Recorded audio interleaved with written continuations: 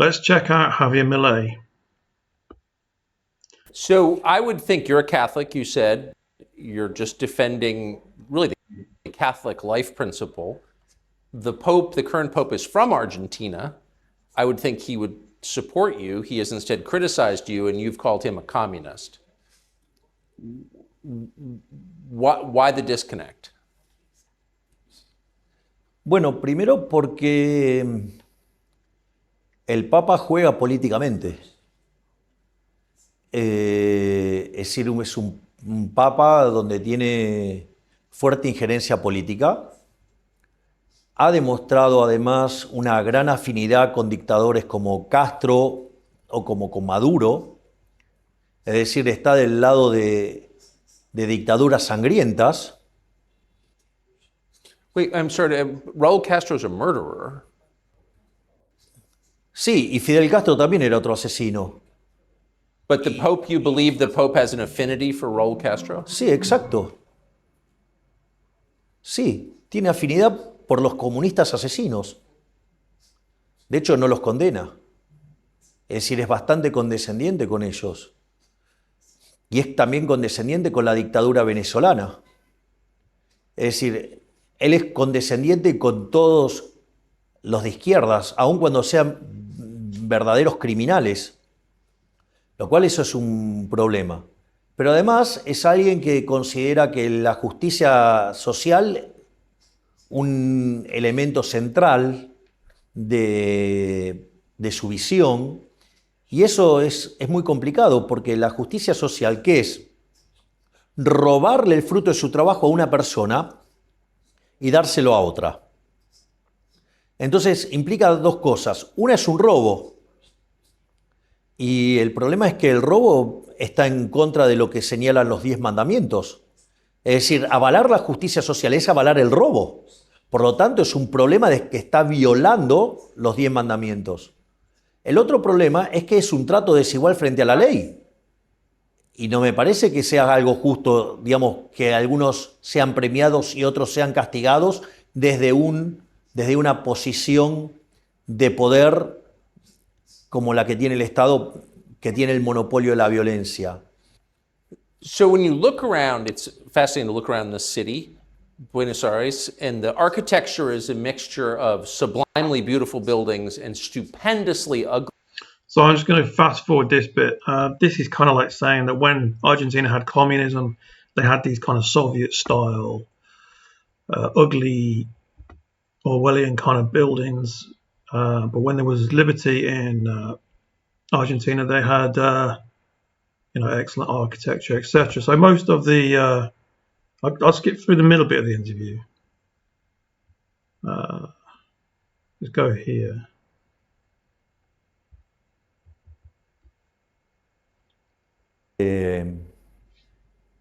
A mí me da mucha felicidad mucha gente que, por ejemplo, va al Kotel, o sea, al Muro de los Lamentos, So these are his opinions. y dejan peticiones por mí. Así es que yo me siento bien. O sea, pero aparte estoy convencido de lo que estoy haciendo. Así digamos, la vida sin libertad no merece ser vivida. Es decir, en algún momento me preguntaron si yo estaría dispuesto a dar mi vida por la idea de la libertad. Y yo estoy dispuesto a darla. Y busco ser testimonio de esa forma de vivir en libertad. O sea, la esclavitud me parece algo horroroso y voy a dar la pelea por la idea de la libertad, todo lo que la tenga que dar, con las consecuencias que eso traiga. Porque hacer lo correcto no se negocia. Es decir, eso es lo que quiero que quede claro. Los socialistas tienen las manos manchadas de sangre. Todo el tiempo tienen manchadas las manos de sangre. No les alcanzó con... Are you arguing that socialists commit bloodshed because they believe they are God? Porque ellos se creen que son Dios. Es decir, son unos herejes. So that's, he's basically saying that the Roman Catholic Church and Pope Francis engage in socialism, and that they believe that they are God, which is kind of very similar to what we see written in the prophecy of Ezekiel. about Antichrist. Es decir, por eso Hayek en su último libro esto lo llamó la fatal arrogancia. Es decir, porque para coordinar todo este tipo de acciones, la cantidad de conocimientos que hay que tener, y eso está vinculado a otro artículo de Hayek que se llama El uso del conocimiento en la sociedad, donde da una forma más científica y profunda de la idea de la mano invisible, de Adam Smith. Lo que dice es que para poder aplicar el socialismo es necesario que las personas que lo hagan deban ser omniscientes, omnipresentes y omnipotentes. Es decir, creen que son Dios. Y le voy a contar algo. No son Dios. Y les voy a decir algo peor. Son tan miserables y tan rastreros los políticos, y en especial los de izquierda, que además están debajo de las personas promedio. Porque solamente, ¿quién va a pretender ser igual al promedio? Solo el que está por debajo. Por lo tanto, es la agenda de los envidiosos. La envidia es un pecado capital. De eso nada bueno puede salir. Del asesinato nada bueno puede salir. Del robo nada puede salir. Entonces, volviendo al Papa Francisco, ¿por qué defiende una agenda que defiende el asesinato, el robo, la envidia? Es raro, ¿no? Es decir, So why does he? What's the answer? yo creo que debería darla a él. Es decir, porque a la luz del debate, a la luz de la evidencia empírica, él es el que tiene que dar explicaciones de por qué defiende una organización económica que conduce a la pobreza, a la miseria, a la violencia, a la decadencia, y que si los dejaran, destruirían el mundo. Sería una explicación, que lo explique él.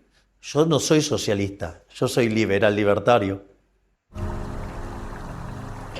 Wow, it's like politicians talking sense. It seems to me that, this 140% inflation that came to Argentina has caused this human response in that this idea of being deceived into socialism, the new left, social justice, cultural Marxism, and all these things that they're trying to destroy the West with. But what are the fruits of those things? It's poverty, degradation, oppression, injustice, all of those things that the demons do, because we're told in the book of Enoch that's, oppression is something that the demons do to mankind.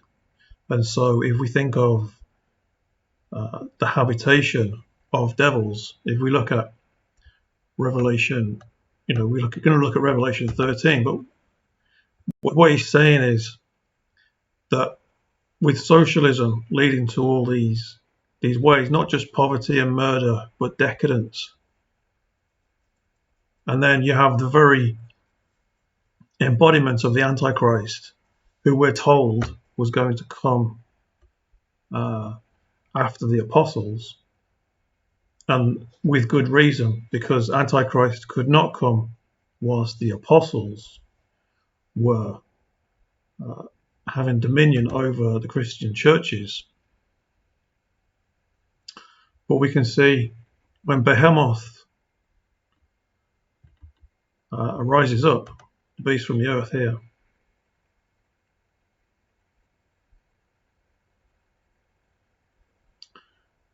it says he saw another beast rising out of the earth, and he had two horns like a lamb, but spoke like a dragon. So this is the Antichrist that was going to come. Now, if we're to comprehend what we're being told here, we need to comprehend that with the symbols and the types, that the sheep are always those who follow the shepherd, i.e. Christians. And so we have, again, specifically a lamb who is Christ. So we're talking now in terms of Christ and the devil in this one sentence, because we've got a lamb and a dragon. And so the mouth that's speaking, it's visibly a lamb. Okay, it's visibly Christ. But we think of the word of God. Christ is the word of God, the creative word. We look at the scriptures. We can discern that those scriptures belong to Christ because they're good. We can test them. But if we test what's being said from this beast, it should be Christ, because it's like a lamb, but its words it's the word of the devil. It's not the word of God. It's the word of the devil. And so Antichrist is coming in the form of a Christian, in the form of the Christian church, but it speaks evil. And so, as it says in the next sentence, verse 12, the beast exercised all the authority of the Roman Empire and caused the earth and all that dwell in it to worship the Roman Empire, whose mortal wound had been healed. So it had revived because the nations in Europe had already converted to Nicene Christianity and revered the Roman Church as its leader. But what did it do? It exercised the authority of the empire, but caused them to worship the first beast. It caused them to worship the Roman Empire, the first beast. So, with Milei getting in Argentina, I think it's really interesting, because if we go and look at Revelation 17,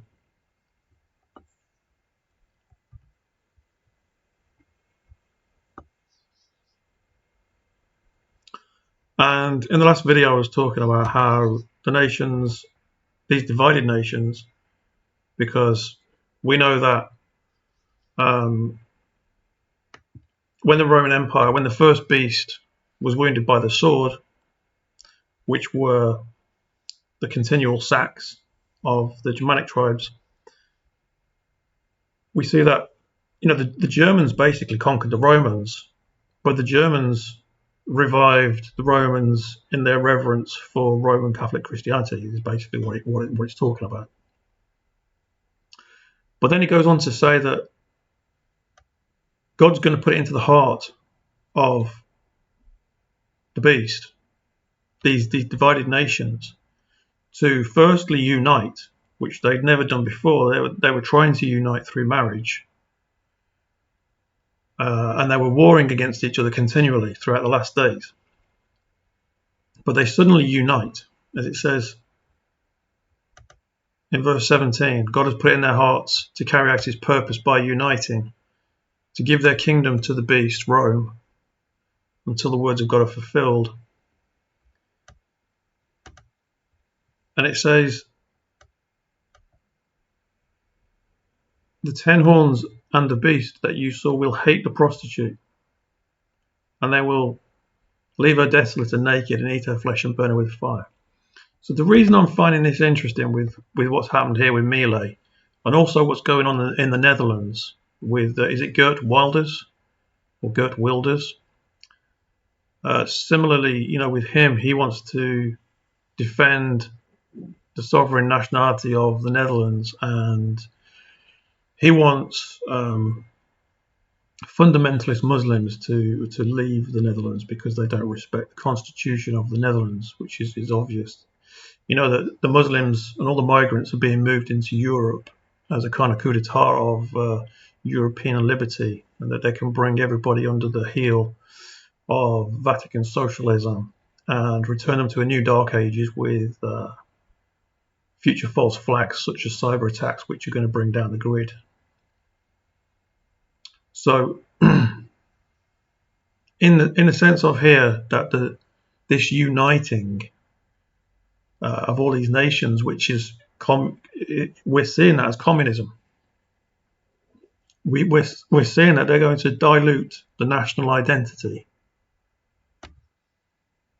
Okay, this is what's happening here. But what are the fruits of this uniting? The fruits are it's an attack on sovereignty, but with this new left, which is using so-called oppressed groups such as the feminists, the homosexual, the Muslims or false religions, and the minorities, those foreigners who were not historically part of those nations, with the Roman Catholic Church using this new left, which is also originated in Frankfurt School philosophy. We can see that what they want to do is by creating this hegemony, the leadership of these so-called oppressed groups, they carry out an attack on sovereign nations who the Roman Catholic Church has clearly identified as powerhouses of the Western world and its economy and its domination of world culture. So if you can attack the middle class with these so-called oppressed groups and then bring about a revolution within that nation and replace the middle class of those sovereign nations with your new ideology and your new leadership of your oppressed social classes by putting so-called ethnic minorities into media positions, into political positions, you can put homosexuals into those same positions as well, and feminists, and you can through mass media mind control, you can eliminate the white man and role models of white men historically who were leaders of those nations. Then you are basically engaging in a culture war and bringing down that nation and then replacing a democracy with a dictatorship. You are replacing liberty with oppression. You are replacing plenty with poverty. And you are doing it in a means of saying that we need equality, because it's not fair that we don't have gay marriage. Now you get gay marriage. It's not fair that we don't have a female boss of a company. So you make it a law that you must be an equal opportunities employer, and you must recruit those so-called oppressed groups into your company. And before you know it, you then come into this sort of reality that what you've done is given your country away to the communist, and you're giving all your laws and freedoms away. And they are then free to say that because you've bowed down to them, and all the politicians had been given bribes and bought off, and also because people ultimately had rejected the truth of God and were given over to this delusion to believe what is false. I mean, that's a very important point. But then you have conquered that nation, and you can carry out your agenda in that nation, and you can give them all the bitterness that all previous dictators dished out to their populations, which was slavery. I mean, if we look at Kennedy's last speech,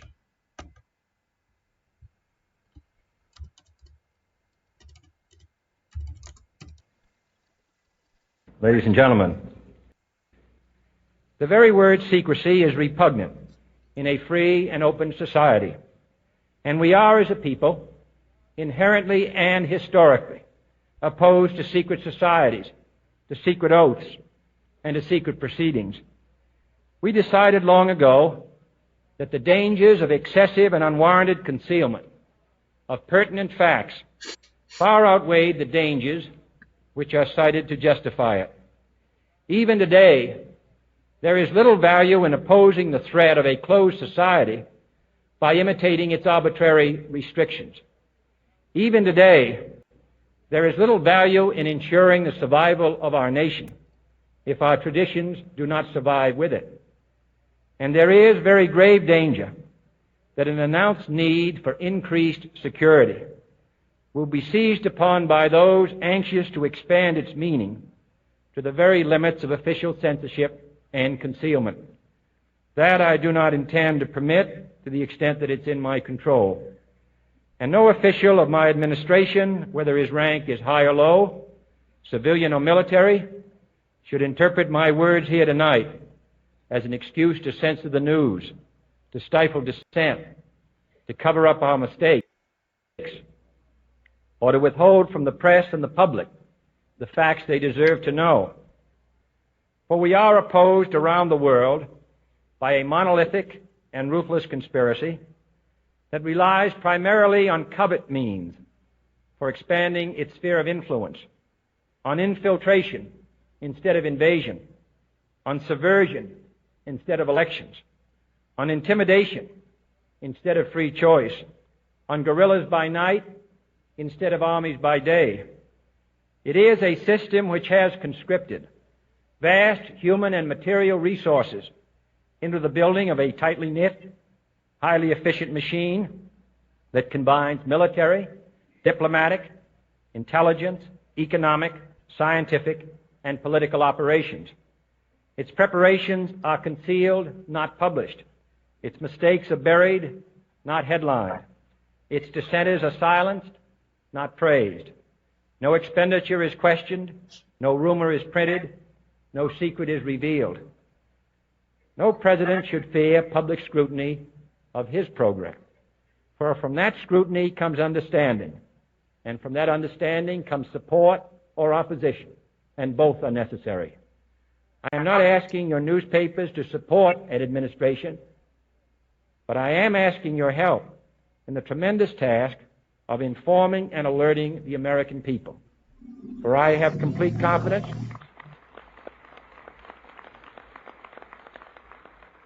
in the response and dedication of our citizens whenever they are fully informed. I not only could not stifle controversy among your readers, I welcome it. This administration intends to be candid about its errors. For as a wise man once said, an error doesn't become a mistake until you refuse to correct it. We intend to accept full responsibility for our errors, and we expect you to point them out when we miss them. Without debate, without criticism, no administration and no country can succeed, and no republic can survive. That is why the Athenian lawmaker Solon decreed it a crime for any citizen to shrink from controversy. And that is why our press was protected by the First Amendment, the only business in America specifically protected by the Constitution, not primarily to amuse and entertain, not to emphasize the trivial and the sentimental, not to simply give the public what it wants. Okay, so we can see that there was a warning that the Roman Catholic Church, although it doesn't mention them, the Jesuits, that they were going to enslave everybody in this plan. The reason being is that they lost power in the Dark Ages, and they saw everything that came out of the Reformation as being contrary to what they wanted, and they go out and recapture all the nations that they'd lost and bring them back into Dark Age slavery. And we can see when the false prophet, the Pope, the Antichrist, when he wants to give these speeches, as we see here, says Pope Francis published an apostolic, should say apostate, exhortation building on his 2015 encyclical. We're not reacting enough, he says. We're close to breaking point. He criticizes climate change deniers. Okay. So the so-called leader of the Christian church criticizes a theory that is a complete invention. We'll look at that in a minute, saying that the human origin of global warming is now beyond doubt.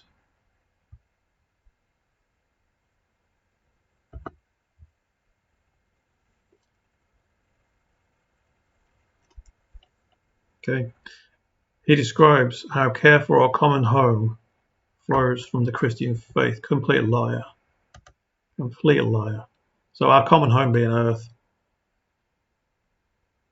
And then we have this idea about how he's going to remedy this situation with the climate crisis. And look what he calls himself. Look what Antichrist calls himself. God. As we're going back to that Milei interview. What did Milei say?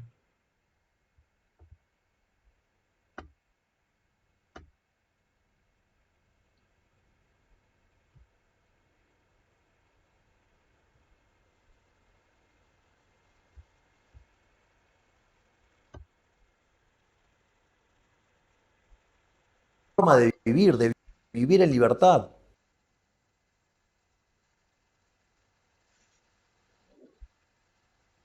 Porque ellos se creen que son Dios. Es decir, There we go. He's completely right. Because they believe themselves to be God. They believe themselves to be God, but they are heretics.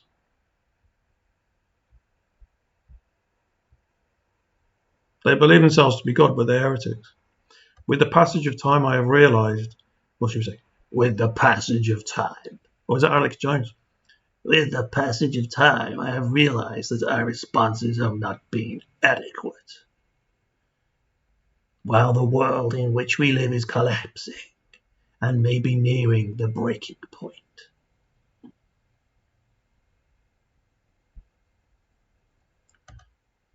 These are demons. They're infested with demons, unclean spirits. In addition to this possibility, it is indubitable that the impact of climate change will increasingly prejudice the lives of families and many persons. This is the big liar. It's one of the principal challenges facing society and the global community, and the effects of climate change are borne by the most vulnerable people. So you have to deindustrialize. Your nation has to meet all these targets to reduce your carbon footprint. So you can't have industry, you can't develop. He wants to deindustrialize, de-develop, depopulate, denationalize, destroy everything. This is what he wants to do. Like Milei said, Milei's completely right. He wants to destroy the entire world. This is the only reason you would invent something like a global climate crisis. They want to bring you back to the Dark Ages. In the Dark Ages, it was working poverty. Your average lifespan was 45 years old. You couldn't feed yourself. You'd starve to death working under a Catholic baron who owned everything, the estate. And that's why they're saying there's too many people. They don't need all the 8 billion slaves. They want 500 million slaves.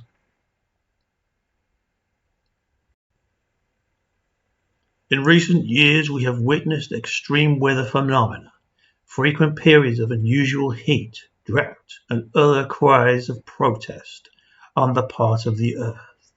Because that's Baal worship, right? They worship Baal. Let's just tie this in case anyone didn't know. They invented all this stuff in 1991 because they had to come up with a common enemy to replace the fact that they'd all made this confederacy and they weren't fighting each other in wars. So they wrote this book. This is a think tank came up with this book called The First Global Revolution. The book was intended as a blueprint for the 21st century. See, everything's completely going to script. They scripted the 21st century, and they did the 20th century as well. I mean, they just killed all the Protestants in an orchestrated slaughter called the First and Second World Wars. The book is a blueprint for the 21st century by the Club of Rome. If we look at this outtake, this is the basically the meat and potatoes of it. Because of the sudden absence of traditional enemies, new enemies must be identified. In searching for a new enemy to unite us, we came up with the idea. See, it's that word, Revelation 17. We came up with the idea that pollution, the threat of global warming, water shortages, famine, and the like would fit the bill.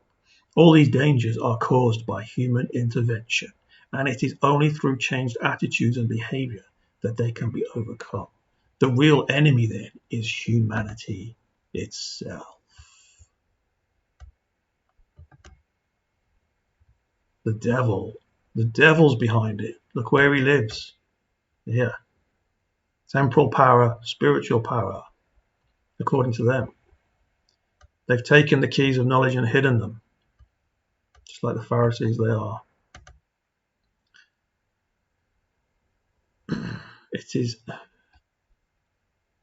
So Antichrist says it is verifiable that specific climate changes provoked by humanity are notably heightening the probability of extreme phenomena. You want everybody back in chains.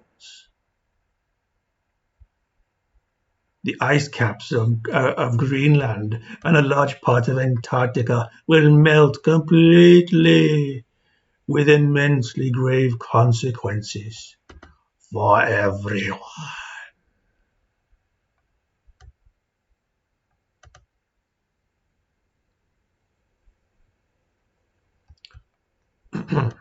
What a devil.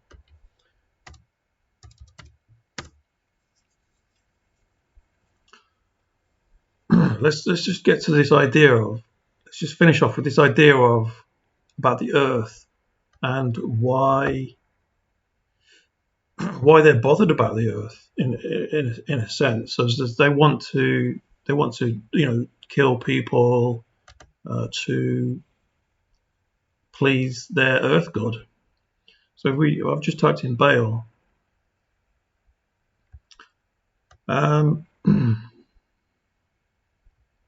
Okay, scholars previously associated the theonym. Theo means God. Proper name of a deity. Okay. So scholars previously associated the name with solar cults. Okay, we know this. So Ham was the first sorcerer after the flood, and Egypt was one of the offspring of Ham. They were all wizards, just like the Antichrist is. He's a wizard. And what do wizards do? They by magic arts gain power over demons, but they need to use human blood. They can use animal blood, I think, but I think they use human blood because the demons want to destroy people, and they encourage them to do so. They possess them. They're all the Antichrist Roman Catholic Church are possessed with demons.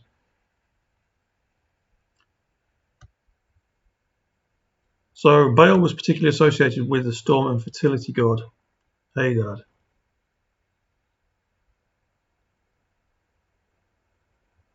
This is who, if we looked at that scripture and it said the second beast deceived the earth into the worship of the first beast. So it's like the Roman Empire were worshipping all the same gods who came before them of those nations like Greece, Persia, and Babylon, but just under different names. It's all Baal, which is a false god. It's a magician. Baal's a magician. Okay, so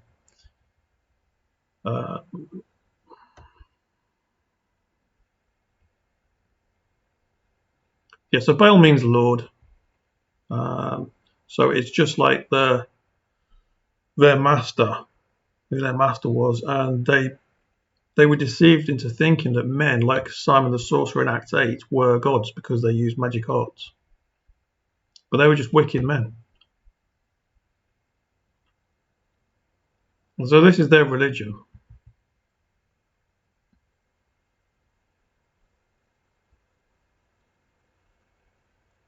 Okay, so it's like fertility. So they have this idea that the earth is not happy because of all this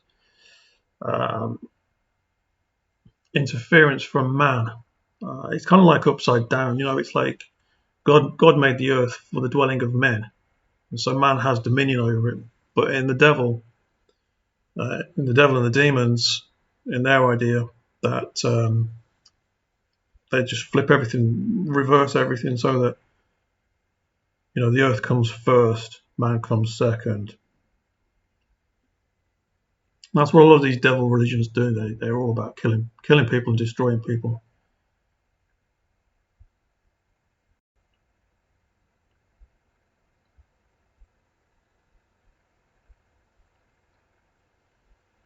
So some records show him as a weather god in particular, with power over lightning, wind, rain, and fertility. So it's this kind of earth, seasons and earth. If you think about the four quadrants of the Baal, the symbol with the circle with the square in the middle, it's got the four quadrants. It's spring, summer, autumn, winter. And they've always used this in these apostate churches, like the Church of England and the Roman Catholic Church. They use the demon summoning symbols like the pentagram. So it says the dry summers of the area were explained as Baal's time in the underworld, and his return in autumn was said to cause storms which revived the land. So this is like classic paganism, where they believe that they need to make a sacrifice to appease the gods, and that they'll bring rain for their crops and all this kind of thing. This is the mentality of demons and people who are deceived by them. And so when they talk about the earth, there's a crisis. The earth is experiencing all these unusual weather phenomenons. We can see when we look into their wicked religion. It says here, thus the worship of Baal in Canaan, where he eventually supplanted El as the leader of the gods and patron of kingship, was connected to the region's dependence on rainfall for its agriculture. This is basically what paganism always boils down to. It's kind of like they make molten images, they make idols, they bow down to them. As it says in Psalms, they have eyes but see not, and mouths that speak not, and ears that hear not, and those that worship them are like them. And so, the curse of idolatry, and they go into this idea, like with what we're going into now with so-called Christmas, where it's the shortening of daylight hours, and they feel like the sun's disappearing, and so they make their sacrifices, and they have the birthday of the sun god on the 25th of December, where there's a slight increase in daylight, and all of this paganism and all this wickedness, and killing people, sacrificing them to demons, killing children, etc. So